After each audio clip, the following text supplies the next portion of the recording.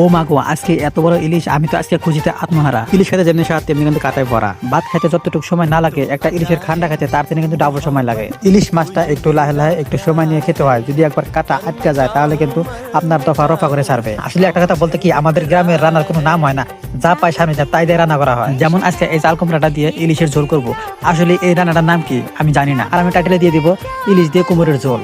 আর আপনাদের যদি কারো নাম জানা থাকে এই রান্নাগুলোর, তাহলে প্লিজ কমেন্ট বক্সে বলে দেবেন, আমার অনেকটা হেল্প হবে। আসলে গ্রামে থাকি তো, তাই এই রান্নাগুলোর নাম জানি না। প্লিজ কেউ মূর্খ ভাববেন না, আসলে আমি চাপায় পিএইচডি করা। আসলে আপনারা আমার রান্নাগুলো মন দিয়ে দেখেন না, মন দিয়ে দেখলে শিখতে পারবেন। আর আমার রান্নাগুলো যদি শেখেন তাহলে আপনার শ্বশুর শাশুড়িরা খায়া দায়া আপনাকে বাড়ি থেকে বের করে দেওয়ার জন্য প্রস্তুত হবে। না না, আসলে এটা আপনাদের সাথে মজা করলাম না, আমার রান্নাগুলো আসলে অনেক সুন্দর হয় আর অনেক সুস্বাদু হয়। ও সরি, কথা বলতে বলতে তো আমার রেসিপি শেষ হয়ে গেল। আপনাদের তো রেসিপির বিষয়ে কিছু বললাম না। তো যেহেতু রেসিপিটা হয়ে গেছে, তাহলে রেসিপিটা নামায় নেই, আপনাদের সাথে দুই চারটা কথা বলছি। এই যে আমার রেসিপির ফাইনাল লুক। সময় না পেলে আমাদের বাড়িতে